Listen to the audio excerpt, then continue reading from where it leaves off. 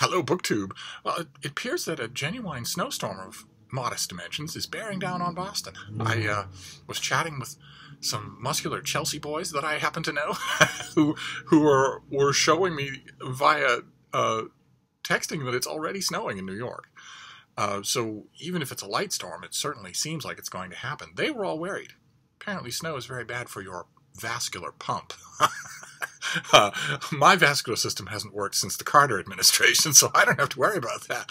But I have two mail packages here that came in an overcast but still relatively normal morning, and I don't know if there's going to be any more.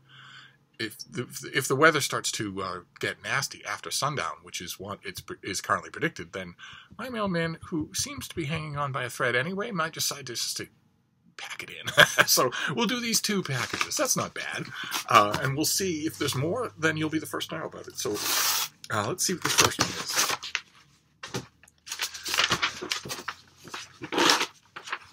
Okay, we're going to have some fun in April.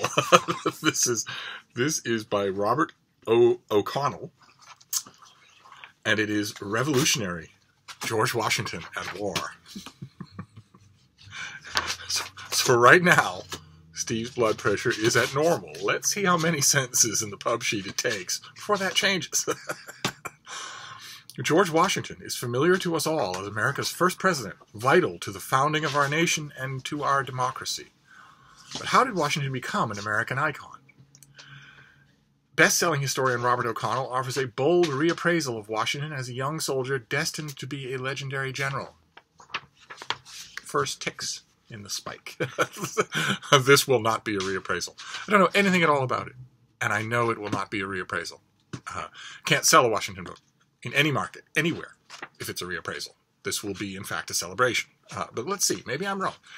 Revolutionary introduces us to Washington before he was Washington, a young soldier champing at the bit for a commission in the British Army and frustrated by his position as a minor Virginian aristocrat. Fueled by ego and ambition, he led a disastrous expedition in the 7 Years' War. Okay, all right. That's one way to put it, certainly. You could also say he started the 7 Years' War. You wouldn't be far wrong. But then the commander grew up. We witnessed Washington take up politics and join Virginia's colonial governing body, the House of Burgesses, where he became ever more attuned to the injustices of life under the British Empire and to the paranoid revolutionary atmosphere of the colonies. When war seemed inevitable, he was the right man, the only man, to lead the nascent American army.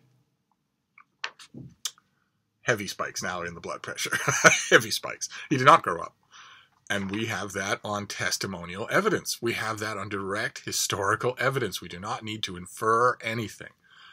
When he was 40, he was making the exact same military blunders that he made when he was 20. The exact same ones. He did not grow up. He never learned a single thing. And I don't know what that business about attuned to the injustices of life in the British Empire is all about. The British Empire was in the process of abolishing slavery.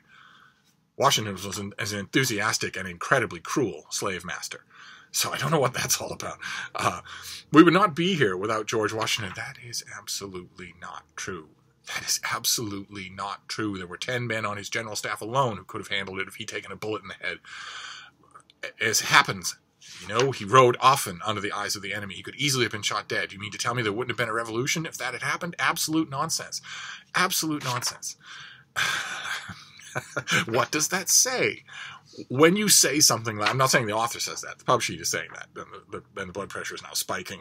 But when you say that, you discount everyone else who was involved.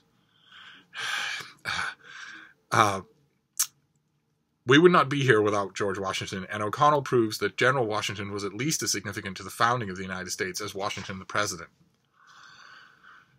He emerges here as a cunning and manipulative, subtle puppeteer among intimates and a master cajoler, but all in the cause of rectitude and moderation. Okay, that is a publicist's opinion. I don't know what this author is going to write. None of that I just read to you is true. None of it. He wasn't just a cajoler. He was also a whiner, a complainer, and a blamer. You only get to be a master cajoler if you refrain from all those other things, and he didn't ever do that. I would be hard-pressed off the top of my head to take a tally of all of his high-ranking subordinates who quit at one time or another because he insulted them. Out of nowhere, for no reason. And anyway, all right. Washington became the embodiment of the revolution itself. He draped himself over the revolutionary process and tamped down its fires. As O'Connell writes, the war was decisive because Washington managed to stop a cycle of violence with the force of personality and personal restraint.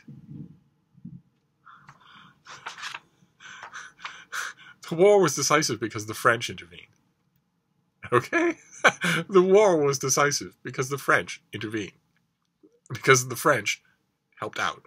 Because a massively powerful world power stepped in and helped out. And they didn't do it because of the revolution, no matter what Lafayette said. They did it for their own reasons. Because they were currently involved in a world war with America's enemy. The war succeeded because the French intervened. They pumped money, they pumped warships, and they pumped, most of all, gigantic amounts of bullion from Cuba into the American Revolution, which would have sputtered to a halt unquestionably if even one of those three things had failed. It badly needed all three of those things. It got all three of those things from the French. It didn't get any of those things from Washington. Anyway, in his trademark conversational style, witty style, Robert O'Connell has written a compelling re-examination of Washington and his revolutionary world. Okay, it doesn't sound like it, but again, I stress, I haven't tried the book, so we will see. Nothing that I've read in this pub sheet sounds like a reappraisal at all. The American Revolution wouldn't have happened without George Washington. There wouldn't be an America without George Washington. That sounds like the same old he descended from on high and walked on water nonsense that I always read in Washington biographies. But anyway, that bit about conversational style, that makes me want to know about this author. Who is Robert O'Connell when he's at home? He received a PhD in history at the University of Virginia. Any amount of Kool-Aid sipping going on while that happened, I wonder? And spent 30 years as a senior analyst at the National Ground Intelligence Center. Good Lord.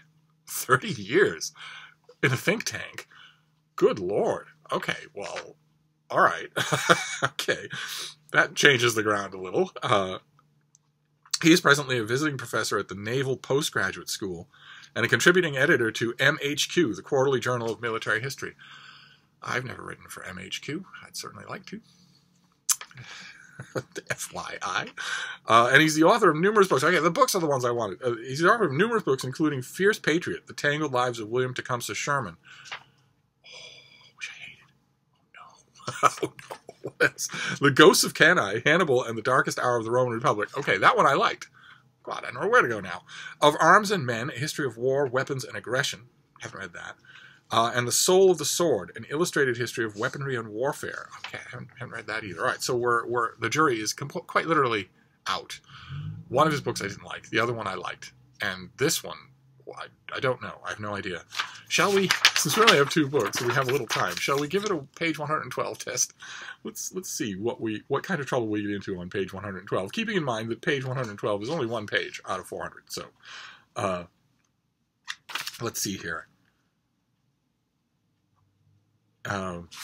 Okay, so page 112 begins with discussions about the fortification of Dorchester Heights, right here in Boston, overlooking Boston Harbor and the British warships that were anchored there.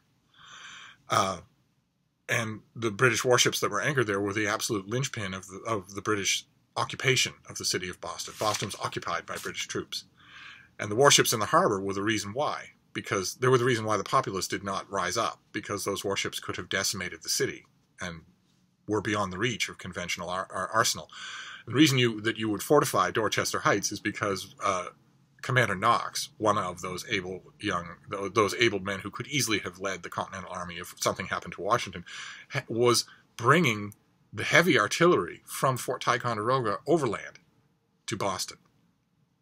An incredible journey through snow and across frozen lakes to eventually surprise the British with heavy guns up on Dorchester Heights. In other words, unreachable by the British guns. Not enough elevation. So that you have the British, seeing that, had absolutely no choice. In matters military, Sometimes you are presented with an absolute fait accompli. You simply do not have a choice. They had to withdraw, or they would simply lose their ships. So they did, and the siege of Boston was lifted. We, for a long time in Boston, celebrated a holiday specifically for that occasion, Evacuation Day. But anyway, let's see here. Washington took it well, and in his crafty way worked methodically to bend the scheme to his own ends. There were signs the British were leaving anyway, cannon being removed from Bunker Hill and loaded aboard ships.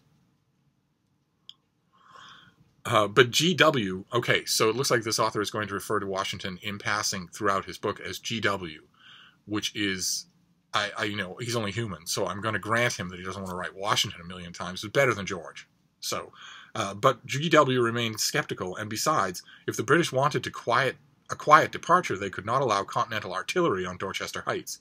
The opportunity to provoke another grander Bunker Hill was now in the offing. Quote, if anything will induce them to hazard an engagement, Washington assured Hancock and the Congress, quote, it will be our attempting to fortify these heights, provided we can get a sufficient supply of what we greatly want. This was, of course, powder, and GW scrounged and begged the colonies until by early March he had enough to keep Knox's cannon and mortar firing for at least the time the plan required. Just as with the fortification of Bunker Hill, the idea was to seize it overnight. But Dorchester Heights was far harder, literally, since the ground was now frozen, making digging trenches nearly impossible. But practically no digging would be necessary, he had been assured by Lieutenant Rufus Putnam, whose experience as a millwright and surveyor convinced him that the necessary wooden frames, rock-filled wicker cylinders, and sharpened stakes may be carried on with great safety to the people employed and the cause in general. To mask his intentions, Washington, okay, there's Washington. Maybe it won't always be GW. Washington ordered the bombardment from his inexperienced artillerists to commence slowly over several days. Before it was over, they would still manage to burst 5 mortars, including the one taken from the Nancy.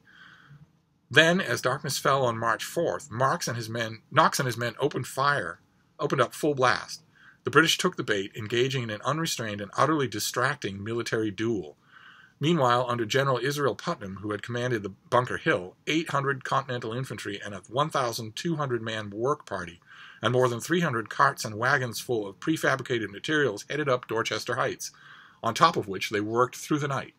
Dawn revealed 2 nearly finished redoubts looming over Boston and the British. Okay, all right, that is very good writing. So I'm eager. That is very good writing. So even if this turns out to be hero worship, it will still be enjoyable to read. But that had a fluid momentum to it, didn't it? Oh, boy. All right, so you can tell, if I hadn't read the guy's biography, you would still have been able to tell that he probably has a lot of experience at writing military histories. That's great. That's a fading skill. So, all right, so we're 1 down, and we'll do 1 more, and then we'll be done. So what is this next one here? Oh, okay, this next one is 2 books. They look strange, though. Oh, no. Okay, well, it's good for Steve. It's 2 books, but it's not good for Mail Haul, because they're both Kirkus books. I review books for Kirkus Reviews, and I've long since decided on this channel not to talk about them in mail hauls. I wouldn't have done it. I wouldn't have opened it at all, but I didn't check the envelope first. Yeah, I don't talk about them because it doesn't seem fair, since my reviews are anonymous.